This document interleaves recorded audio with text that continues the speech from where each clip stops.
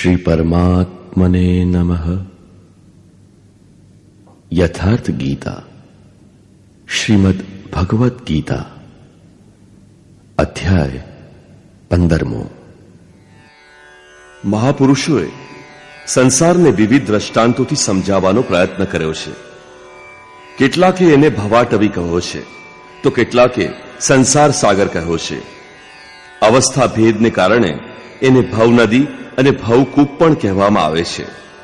ક્યારેક એની તુલના ગોપથથી અર્થાત ઇન્દ્રિયોનો જેટલો વિસ્તાર છે એટલો જ સંસાર છે એવી તુલના કરવામાં આવી અને અંતે એવી પણ અવસ્થા આવી કે નામ લેત ભવ સિંધુ સુકાહી, ભવ સિંધુ પણ સુકાઈ ગયો. શું સંસારમાં આવો સમુદ્ર છે? યોગેશ્વર શ્રી કૃષ્ણએ પણ સંસારને સમુદ્ર અને વૃક્ષની સંજ્ઞા આપી છે. અધ્યાય 12માં એમણે કહ્યું, જે મારો અનન્ય ભક્ત છે એમનો સંસાર સમુદ્રથી જલ્દી ઉદ્ધાર કરવા વાળો છું. અહીં પ્રસ્તુત અધ્યાયમાં યોગેશ્વર શ્રી કૃષ્ણ કહે છે કે સંસાર એક વૃક્ષ છે. એને કાપતા રહીને યોગીજનો એ પરમ પદને શોધે છે. શ્રી ભગવાન ઉવાચ,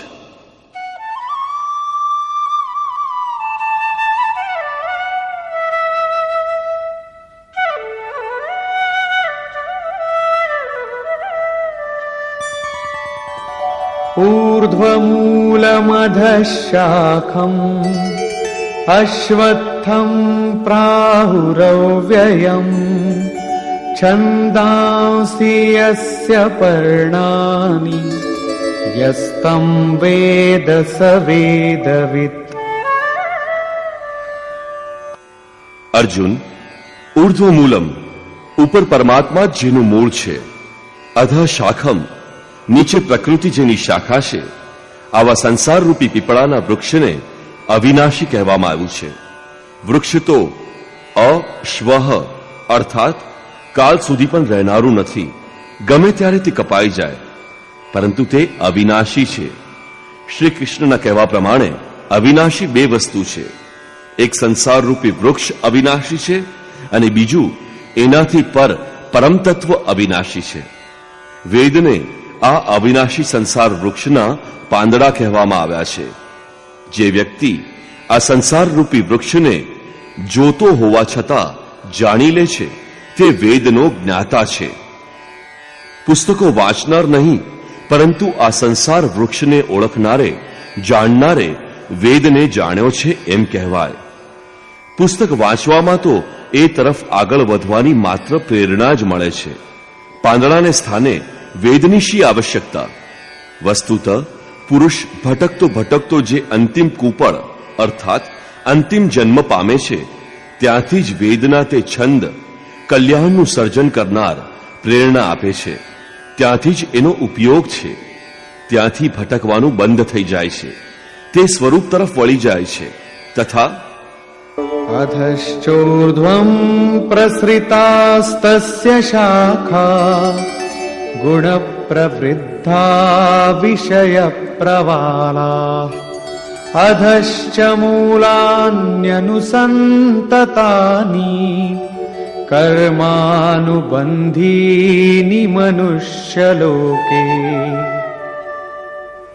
આ સંસાર રૂપી વૃક્ષની ત્રણેય ગુણો દ્વારા વિકસેલી વિષય અને જીવરૂપી કૂપળો વાળી શાખાઓ નીચે અને ઉપર સર્વત્ર ફેલાયેલી છે. નીચેની તરફ કીડા પતંગિયા સુધી અને ઉપર દેવભાવથી બ્રહ્મા પર્યંત સર્વત્ર ફેલાયેલી છે. તથા માત્ર મનુષ્ય યોનિમાં કર્મો અનુસાર બાંધનારી છે. અન્ય તમામ યોનિ ભોગ ભોગવવા માટે છે. મનુષ્ય યોનિ જ કર્મો અનુસાર બંધન તૈયાર કરે છે.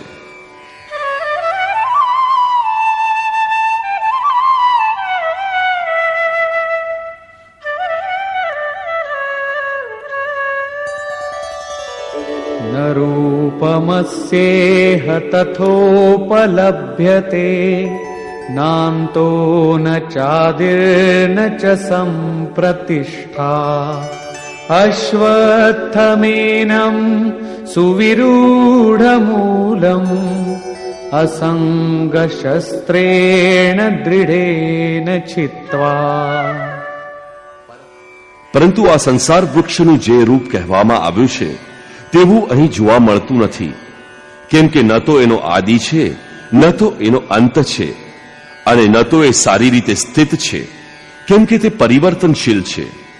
તે સુદ્રઢ મૂળવાળા સંસારરૂપી વૃક્ષને દ્રઢ અસંગ શસ્ત્રેણ, અસંગ અર્થાત વૈરાગ્યરૂપી શસ્ત્ર દ્વારા કાપીને સંસારરૂપી વૃક્ષને કાપવાનું છે. એવું નથી કે પીપળાના મૂળમાં પરમાત્મા વસે છે અને પીપળાના પાનમાં વેદ છે, તે વૃક્ષની આરતી કરવા લાગો, એવું કંઈ નથી.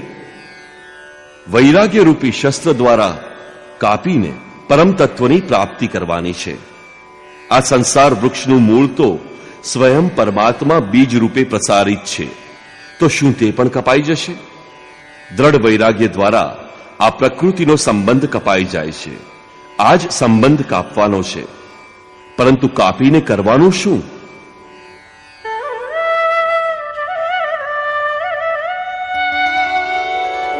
તતઃ પદં તત્ પરિમાર્ગિતવ્યમ યસ્મિન ગતા ન નિવર્તન્તિ ભૂયઃ તમેવ ચાદ્યં પુરુષં પ્રપદ્યે યતઃ પ્રવૃત્તિ પ્રસૃતા પુરાણી. દ્રઢ વૈરાગ્ય દ્વારા સંસાર વૃક્ષને કાપવા ઉપરાંત પરમપદ પરમેશ્વરને સારી રીતે શોધવો જોઈએ. એમાં લીન થયેલો પુરુષ પાછો સંસારમાં આવતો નથી, અર્થાત તે પૂર્ણ નિવૃત્તિ પ્રાપ્ત કરી લે છે. પરંતુ એની ખોજ કેવી રીતે સંભવિત છે? યોગેશ્વર કહે છે, આને માટે સમર્પણ આવશ્યક છે. જે પરમેશ્વરથી પુરાતન સંસાર વૃક્ષની પ્રવૃત્તિ વિસ્તરી, તે આદિપુરુષ પરમાત્માના શરણે હું છું. એના શરણે ગયા વિના વૃક્ષ મટી જશે નહીં. હવે શરણમાં ગયેલ વૈરાગ્યમાં સ્થિત વ્યક્તિ કેવી રીતે સમજે કે વૃક્ષ કપાઈ ગયું? એની ઓળખ શી? આ વિશે શ્રી કૃષ્ણ કહે છે, નિર્માન મોહાજિત સંગ દોષા અધ્યાત્મ નિત્યા વિનિવૃત્ત કામા દ્વંદ્વૈર્વિમુક્તા સુખ દુઃખ સંજ્ઞૈર ગચ્છન્ત્ય મૂઢા પદમવ્યયમ તત. ઉપરયુક્ત સમર્પણની ભાવનાથી જે મનુષ્યનું મોહ અને અભિમાન વિરમી ગયા છે, આસક્તિરૂપી સંગદોષ ઉપર જેને વિજય મેળવ્યો છે, અધ્યાત્મ નિત્ય પરમાત્માના સ્વરૂપમાં જેમનો નિરંતર વાસ છે, જેમની કામનાઓ વિશેષ રૂપે નિવૃત્ત થઈ ગઈ છે, અને સુખ દુઃખના દ્વંદ્વોથી વિમુક્ત થયેલા જ્ઞાનીજન તે અવિનાશી પરમપદને પ્રાપ્ત કરે છે. જ્યાં સુધી આ અવસ્થા નથી આવી શકતી, ત્યાં સુધી સંસાર વૃક્ષ કપાતું નથી. અહીં સુધી વૈરાગ્યની આવશ્યકતા રહે છે. જેને પામે છે તે પરમપદનું સ્વરૂપ કેવું છે? ન તદ્ભાસયતે સૂર્યો ન શશાંકો ન પાવકઃ યદ્ગત્વા ન નિવર્તન્તે તદ્ધામ પરમં મમ. તે પરમપદને સૂર્ય, ચંદ્ર કે અગ્નિ કોઈ પ્રકાશિત કરી શકતું નથી. જે પરમપદને પ્રાપ્ત કરીને મનુષ્ય સંસારમાં પાછો આવતો નથી, એ જ મારું પરમધામ છે. અર્થાત એનો પુનર્જન્મ થતો નથી. આ પદની પ્રાપ્તિમાં બધાનો સરખો અધિકાર છે. આ અંગે ભગવાન કહે છે,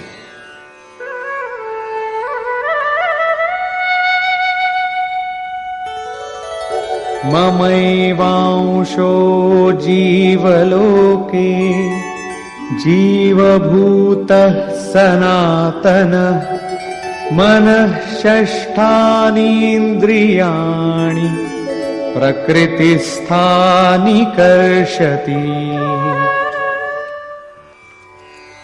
જીવલોકે અર્થાત આ દેહમાં શરીર જ લોક છે. આ દેહમાં, આ જીવાત્મા મારો જ સનાતન અંશ છે અને તે જ આ ત્રિગુણમયી માયામાં સ્થિત મન સહિતની 5 ઇન્દ્રિયોને આકર્ષિત કરે છે. કેવી રીતે? શરીરમ યદવાપ્નોતિ યચ્ચાપ્યુત્ક્રામતીશ્વરઃ ગૃહીત્વૈતાનિ સંયાતિ વાયુર્ગંધાનિ વાશયાત. જે રીતે વાયુ સ્થળ પરથી ગંધનું ગ્રહણ કરી સાથે લઈને ફરે છે, એ જ રીતે દેહનો સ્વામી જીવાત્મા જે પહેલા શરીરને ત્યાગે છે, એમાંથી મન અને 5 જ્ઞાનેન્દ્રિયના કાર્યકલાપને ગ્રહણ કરીને, આકર્ષિત કરીને, સાથે લઈને ફરી જે શરીર પ્રાપ્ત કરે છે તેમાં જાય છે. આગલું શરીર નક્કી જ હોય તો લોટનું પિંડ બનાવીને કોને પહોંચાડો છો? કોણ લે છે? આથી શ્રી કૃષ્ણએ અર્જુનને કહ્યું હતું કે આ અજ્ઞાન તો કેવી રીતે મળ્યું કે પિંડોદક ક્રિયા સમાપ્ત થઈ જશે? ત્યાં જઈને શું કરે છે? મન સાથેની 6 ઇન્દ્રિયો કોણ છે? શ્રોત્રમ ચક્ષુઃ સ્પર્શનમ ચ રસનમ ઘ્રાણમેવ ચ અધિષ્ઠાય મનશ્ચાયમ વિષયાનુપસેવતે. આ શરીરમાં રહેલો જીવાત્મા કાન, આંખ, ત્વચા, જીભ, નાક અને મનનો આશ્રય લઈને, અર્થાત આ બધાને સહારે જ વિષયોનું સેવન કરે છે. પરંતુ આ બહાર દેખાતું નથી, બધા એને દેખી શકતા નથી. આ અંગે ભગવાન કહે છે,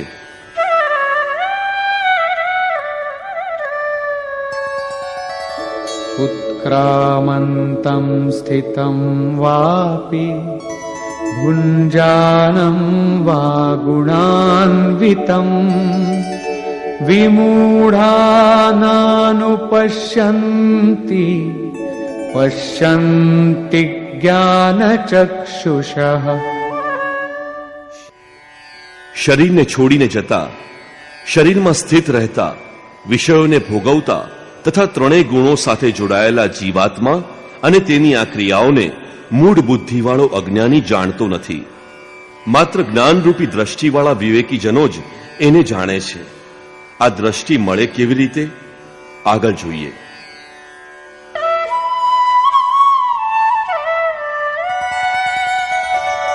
યતન્તો યોગિનશ્ચૈનમ પશ્યન્ત્યાત્મન્યવસ્થિતમ યતન્તોપ્યકૃતાત્માનો નૈનમ પશ્યન્ત્યચેતસઃ.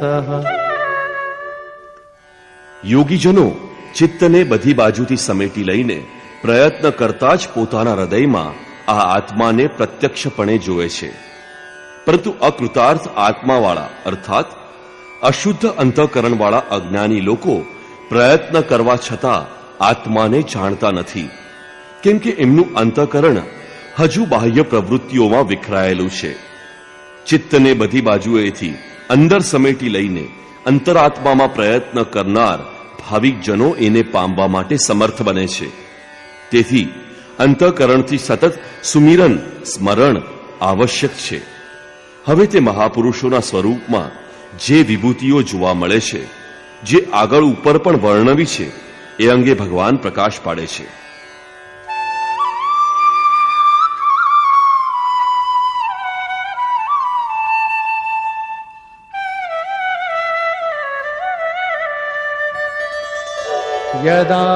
યદાદિત્યગતં તેજો જગદ્ભાસયતેખિલં યચ્ચંદ્રમસિ યચ્ચાગ્નૌ તત્તેજો વિદ્ધિ મામકમ.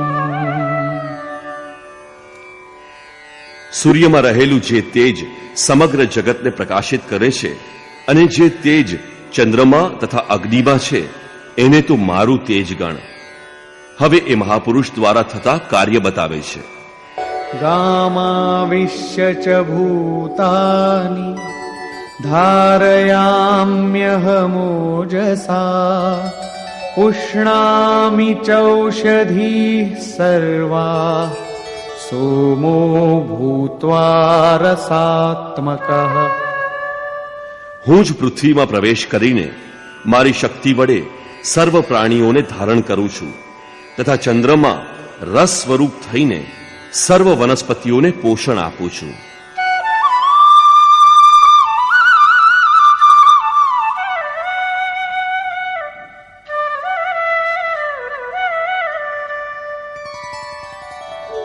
अहं वैश्वानरो भूत्वा प्राणिनां देहमाश्रितः प्राणापानसमायुक्तः पचाम्यन्नं चतुर्विधम्। હું જઠરાગ્નિ થઈ પ્રાણીઓના શરીરમાં રહી પ્રાણ તથા અપાન વાયુથી યુક્ત થઈ 4 પ્રકારના અન્ન પચાવું છું. ચોથા અધ્યાયમાં સ્વયં યોગેશ્વરે ઇન્દ્રિયાગ્નિ, સંયમાગ્નિ, યોગાગ્નિ, પ્રાણ અપાનાગ્નિ, બ્રહ્માગ્નિ વગેરે 13-14 અગ્નિનો ઉલ્લેખ કર્યો છે. એ દરેકનું પરિણામ જ્ઞાન છે. જ્ઞાન જ અગ્નિ છે. શ્રી કૃષ્ણ કહે છે કે આવા અગ્નિ સ્વરૂપ થઈને પ્રાણ તથા અપાનથી જોડાયેલી 4 વિધિઓથી જપ હંમેશા શ્વાસ પ્રશ્વાસથી થાય છે. એની 4 વિધિ છે: વૈખરી, મધ્યમા, પશ્યંતી તથા પરા. આ 4 વિધિઓથી તૈયાર થતા અન્નને હું પચાવું છું. શ્રી કૃષ્ણના કહેવા પ્રમાણે બ્રહ્મ જ એકમાત્ર અન્ન છે જેનાથી આત્મા સંપૂર્ણ તૃપ્ત થઈ જાય છે, ફરી કદી અતૃપ્ત થતો નથી. શરીરના પોષક પ્રચલિત અન્નને યોગેશ્વરે આહારની સંજ્ઞા આપી છે. યુક્તાહાર. વાસ્તવિક અન્ન તો પરમાત્મા છે. વૈખરી, મધ્યમા, પશ્યંતી તથા પરાની 4 વિધિઓથી અન્ન પરિપક્વ થાય છે. આને જ અનેક મહાપુરુષોએ નામ, રૂપ, લીલા અને ધામ તરીકે ઓળખાવ્યા છે. પ્રથમ નામનો જપ થાય છે. ક્રમશઃ હૃદયમાં ઈષ્ટનું સ્વરૂપ પ્રગટવા લાગે છે. ત્યારબાદ એની લીલાનો બોધ થાય છે કે ઈશ્વર કેવી રીતે કણ કણમાં વ્યાપ્ત છે, કેવી રીતે તે સર્વત્ર કાર્ય કરે છે. આ રીતે હૃદય દેશમાં ક્રિયાકલાપોનું દર્શન એ જ લીલા છે, બહારની રામલીલા કે રાસલીલા નહીં. આ ઈશ્વરીય લીલાનો પ્રત્યક્ષ અનુભવ કરતા જ્યારે મૂળ લીલાધારીનો સ્પર્શ મળે છે ત્યારે ધામની સ્થિતિ ઉત્પન્ન થાય છે. એને જાણીને સાધક એમાં પ્રતિષ્ઠિત થાય છે. એમાં પ્રતિષ્ઠિત થવું અને પરાવાણીની પરિપક્વ અવસ્થામાં બ્રહ્મનો સ્પર્શ મેળવીને એનામાં સ્થિત થવું બંને એક સાથે થાય છે. આ રીતે પ્રાણ અને અપાન અર્થાત શ્વાસ અને પ્રશ્વાસ યુક્ત થઈને 4 વિધિઓથી અર્થાત વૈખરી, મધ્યમા, પશ્યંતી અને ક્રમશઃ ઉત્થાન થતા થતા પરાના પૂર્તિકાળમાં તે અન્ન બ્રહ્મ પરિપક્વ થઈ જાય છે. બ્રહ્મની પ્રાપ્તિ થાય છે. તે અન્ન પચી પણ જાય છે અને પાત્ર પણ પરિપક્વ જ હોય છે.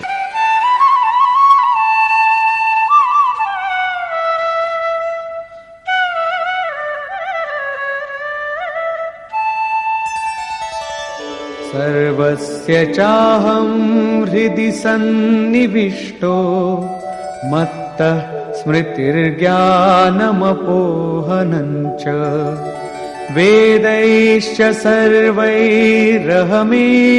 વેદ્યો વેદાંતકૃત વેદવિદેમ ચાહં. હું સર્વ પ્રાણીઓના હૃદયમાં અંતર્યામી રૂપે રહેલો છું. મારે લીધે સ્વરૂપની સ્મૃતિ, સુરતી તત્વ પરમાત્મા ભૂલાઈ ગયો છે તેનું સ્મરણ થાય છે. પ્રાપ્તિકાળનું ચિત્રણ છે. સ્મૃતિની સાથે જ જ્ઞાન, સાક્ષાત્કાર અને અપોહનમ અર્થાત બાધાઓ, વિઘ્નોનું શમન મારા લીધે જ થાય છે.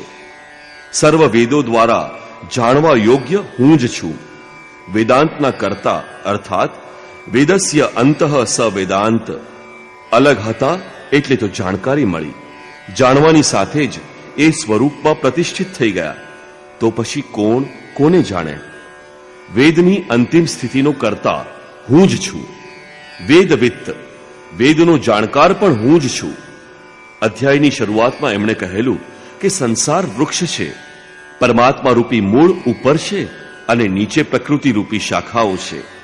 જે આ મૂળથી પ્રકૃતિનું વિભાજન કરીને જાણે છે, મૂળને જાણે છે, તે વેદ જ્ઞાતા છે. હું જ વેદજ્ઞ છું. અને જે જાણે તે મનુષ્ય સાથે શ્રી કૃષ્ણે પોતાની તુલના કરી કે તે વેદજ્ઞ છે, હું પણ વેદજ્ઞ છું. શ્રી કૃષ્ણ પણ એક તત્વજ્ઞ મહાપુરુષ, યોગીઓના પણ પરમ યોગી છે. અહીં એક પ્રશ્ન પૂરો થયો. હવે દર્શાવે છે કે સંસારમાં પુરુષનું સ્વરૂપ બે પ્રકારનું છે.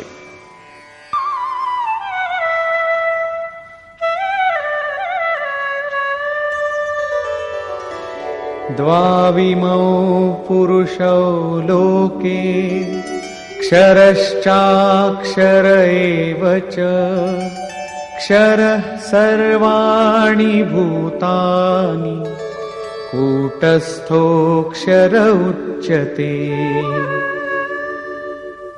અર્જુન, આ સંસારમાં ક્ષર નાશવંત, પરિવર્તનશીલ અને અક્ષર અમર, અપરિવર્તનશીલ એમ બે પ્રકારના પુરુષ છે.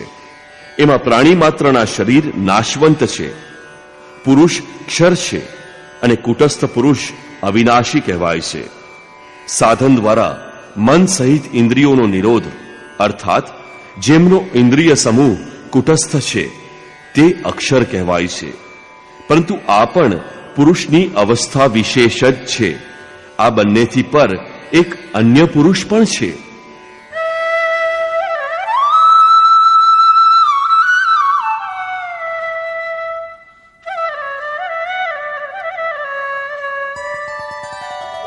ઉત્તમઃ પુરુષસ્ત્વન્યઃ પરમાત્મેત્યુદાહૃતઃ યો લોકત્રયમાવિશ્ય બિભર્ત્યવ્યય ઈશ્વરઃ. આ બંને કરતા અતિ ઉત્તમ પુરુષ તો અન્ય જ છે, જે ત્રણેય લોકમાં પ્રવેશ કરીને તમામનું પાલન પોષણ કરે છે. તે અવિનાશી પરમાત્મા ઈશ્વર છે. પરમાત્મા અવ્યક્ત, અવિનાશી, પુરુષોત્તમ વગેરે તેના પર્યાયવાચી શબ્દો છે. વાસ્તવમાં તે અન્ય જ છે, અર્થાત અનિર્વચનીય છે. અક્ષર અક્ષરથી પર મહાપુરુષની અંતિમ અવસ્થા છે, જેને પરમાત્મા વગેરે શબ્દો દ્વારા સૂચવવામાં આવે છે. પરંતુ તે અન્ય છે, અર્થાત અનિર્વચનીય છે. આ સ્થિતિમાં યોગેશ્વર શ્રી કૃષ્ણ પોતાનો પણ પરિચય આપે છે. યસ્માત્ક્ષરમતીતોહમ અક્ષરાદપી ચોત્તમઃ અતોસ્મિ લોકે વેદે ચ પ્રથિતઃ પુરુષોત્તમઃ. ઉપરયુક્ત નાશવાન પરિવર્તનશીલ ક્ષેત્રથી સર્વથા પર છું અને અક્ષર અવિનાશી કુટસ્થ પુરુષથી પણ ઉત્તમ છું. તેથી લોકોમાં અને વેદોમાં હું પુરુષોત્તમ નામથી પ્રસિદ્ધ છું.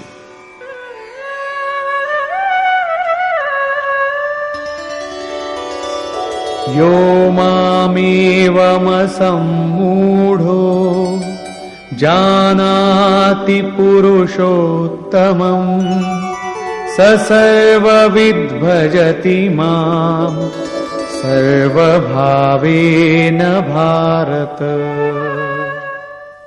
હે ભારત, જે મનુષ્ય મોહ વિનાનો થઈ મને આ પ્રમાણે પુરુષોત્તમ સાક્ષાત સ્વરૂપે જાણે છે, તે સર્વજ્ઞ હોય મને સર્વ ભાવથી ભજે છે, તે મારાથી અલગ નથી.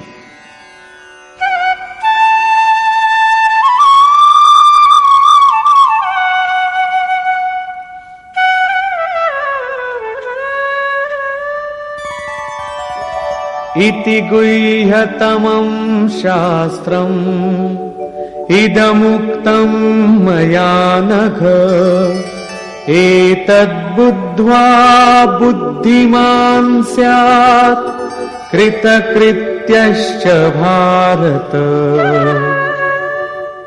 હે નિષ્પાપ અર્જુન, આ રીતે અત્યંત ગુપ્ત અધ્યાત્મ શાસ્ત્ર મેં તને કહ્યું. આને જાણીને મનુષ્ય પૂર્ણ જ્ઞાતા તથા કૃતાર્થ થાય છે. અતઃ યોગેશ્વર શ્રી કૃષ્ણની આ વાણી સ્વયં એક પૂર્ણ શાસ્ત્ર છે. શ્રી કૃષ્ણનું આ રહસ્ય અત્યંત ગુપ્ત હતું. તેમણે આ શાસ્ત્ર માત્ર અર્જુન અને ઉદ્ધવને જ બતાવેલું. આ શાસ્ત્ર અધિકારી વ્યક્તિ માટે હતું, બધા માટે નહીં. પરંતુ જ્યારે આ રહસ્ય શાસ્ત્ર લખવામાં આવે, બધાની સામે પુસ્તક રહે, ત્યારે એમ લાગે કે શ્રી કૃષ્ણએ બધાને આ કહ્યું. પરંતુ વાસ્તવમાં અધિકૃત વ્યક્તિ માટે જ આ રહસ્ય છે. શ્રી કૃષ્ણનું આ સ્વરૂપ બધા માટે હતું પણ નહીં. કોઈ એને રાજા, કોઈ દૂત તો કોઈ યાદવ માનતા હતા. પરંતુ અધિકારી અર્જુનથી એમણે કોઈ અંતર રાખ્યું ન હતું. એણે જાણ્યું કે તે પરમ સત્ય પુરુષોત્તમ છે. જો તેમણે અંતર રાખ્યું હોત તો એનું કલ્યાણ થયું જ ન હોત. આવી વિશેષતા પ્રત્યેક મહાપુરુષમાં હોય છે. રામકૃષ્ણ પરમહંસ એક વખત ખૂબ પ્રસન્ન હતા. ભક્તોએ પૂછ્યું, આજ આપ ખૂબ જ આનંદિત દેખાવ છો? તો એમણે કહ્યું, આજે હું તે પરમહંસ બની ગયો. એમના સમકાલીન કોઈ સારા મહાપુરુષ પરમહંસ હતા. એમની તરફ સંકેત કરવામાં આવ્યો. થોડીક વાર પછી મન, કર્મ, વચનથી વિરક્તિની આશાથી પોતાની પાછળ લાગેલા સાધકોને કહ્યું, દેખો, હવે તમે શંકા ન કરતા. હું તે જ રામ છું જે ત્રેતાયુગમાં થઈ ગયા. હું એ જ કૃષ્ણ છું જે દ્વાપરમાં થયા. હું એનો જ પવિત્ર આત્મા છું, તે જ સ્વરૂપમાં છું. અગર બ્રહ્મને પ્રાપ્ત કરવો હોય તો મને જુઓ. બરાબર આ જ રીતે પૂજ્ય ગુરુ મહારાજે પણ બધાની સમક્ષ કહ્યું, हो हम भगवान के दूत हैं. जो सचमुच के संत है वह भगवान का दूत है. हमारे द्वारा ही उनका संदेश मिलता है. અમે ભગવાનના દૂત છીએ. જે સાચા સંત છે તે ભગવાનના દૂત છે. અમારી દ્વારા જ એમનો સંદેશો મળે છે. ઈશુએ કહ્યું હતું, હું ભગવાનનો પુત્ર છું, મારી પાસે આવો. એટલા માટે કે ઈશ્વરના પુત્ર કહેવાશો. બધા પુત્ર થઈ શકે છે. અલબત્ત એના સુધી પહોંચવા માટે, એની નજદીક જવા માટે સાધના કરવી જરૂરી છે. સાધના માર્ગે ચાલીને જ ત્યાં પહોંચાય છે. મહમ્મદે કહ્યું, હું અલ્લાહનો રસૂલ છું, સંદેશવાહક છું. પૂજ્ય મહારાજજી બધાને એટલું જ કહેતા હતા. ન કોઈ વિચારનું ખંડન કે ન મંડન. પરંતુ જેઓ વિરક્ત થઈને એમની પાછળ લાગેલા તેમને કહેતા કે કેવળ મારા સ્વરૂપને જુઓ. તમારામાં પરમ તત્વને પામવાની ચાહના હોય તો મને જુઓ. શંકા ન કરો. ઘણાએ શંકા કરી. એ બધાને અનુભવ દર્શન કરાવીને, ઠપકો આપીને, બાહ્ય વિચારોમાંથી હટાવીને યોગેશ્વર શ્રી કૃષ્ણ મતાનુસાર, જેમાં અનંત પૂજા વિધિઓ છે, પોતાના સ્વરૂપમાં સંલગ્ન કર્યા.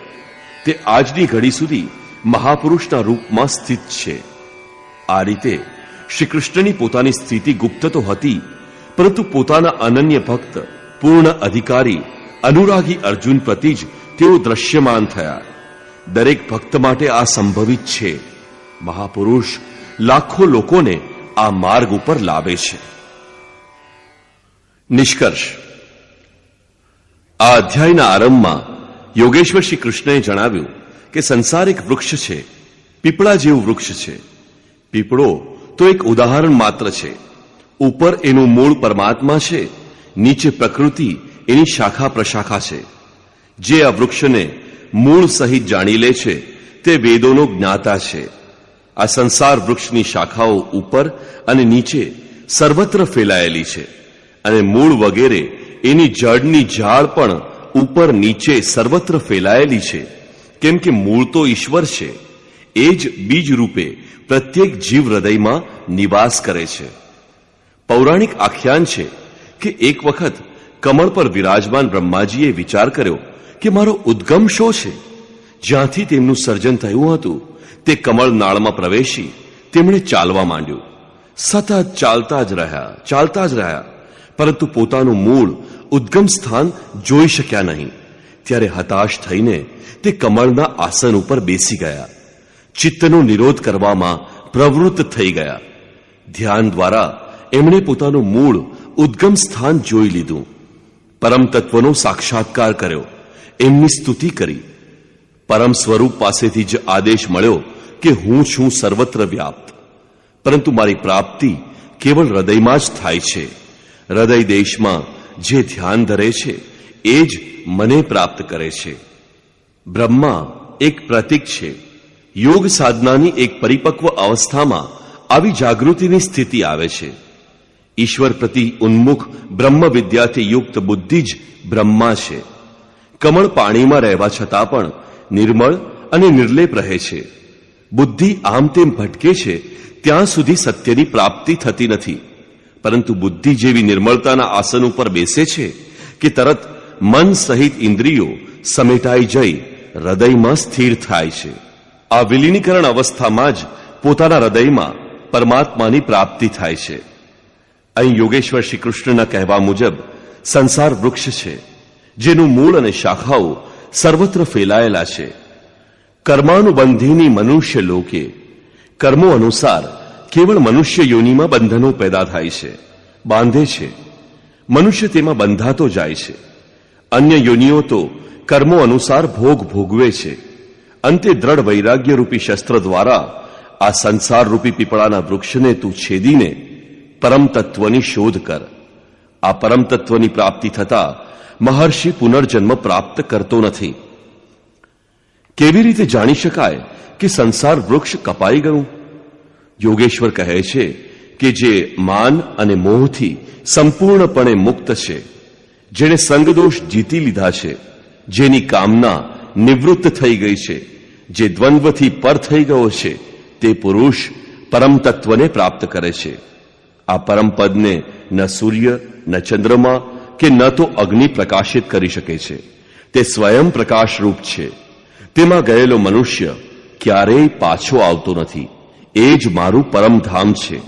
એને પ્રાપ્ત કરવાનો અધિકાર બધાનો છે, કેમ કે જીવાત્મા મારો જ શુદ્ધ અંશ છે. શરીરનો ત્યાગ કરતી વખતે જીવાત્મા મને તથા પાંચેય ઇન્દ્રિયોના કાર્યકલાપને સાથે લઈને જ નવા શરીરને ધારણ કરે છે. સંસ્કાર સાત્વિક હોય તો તે સાત્વિક કક્ષાએ પહોંચી જાય છે. રાજસી હોય તો મધ્યમ સ્થાન પર, અને તામસી રહે તો અધમ યોનિમાં પહોંચે છે. ઇન્દ્રિયોના અધિષ્ઠાતા મનના માધ્યમથી વિષયોને જુએ છે અને ભોગવે છે.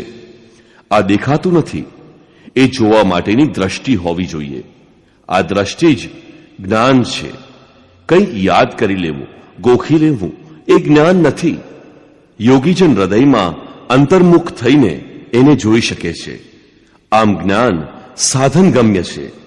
અધ્યયનથી એના પ્રત્યે રુચિ પેદા થાય છે.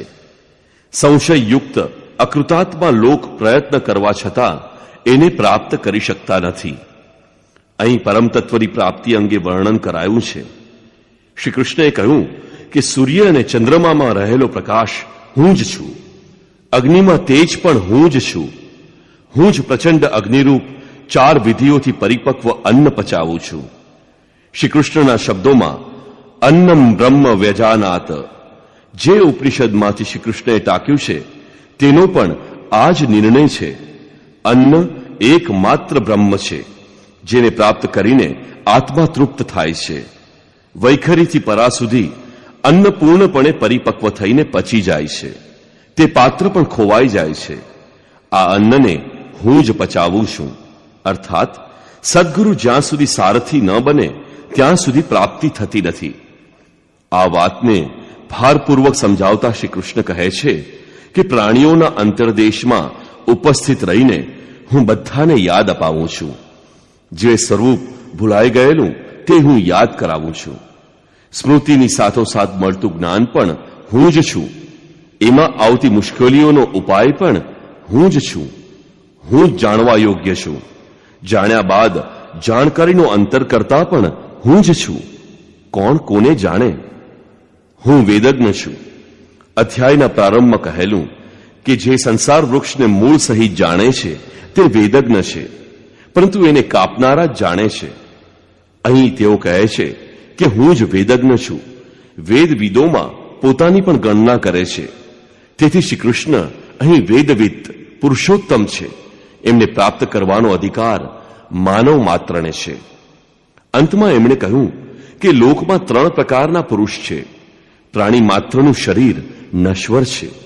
મનની કુટસ્થ અવસ્થામાં આ જ પુરુષ અક્ષર છે, પરંતુ છે દ્વંદ્વાત્મક અને એનાથી પણ પર જે પરમાત્મા, પરમેશ્વર, અવ્યક્ત અને અવિનાશી તરીકે ઓળખાય છે, તે હકીકતમાં અન્ય પુરુષ છે.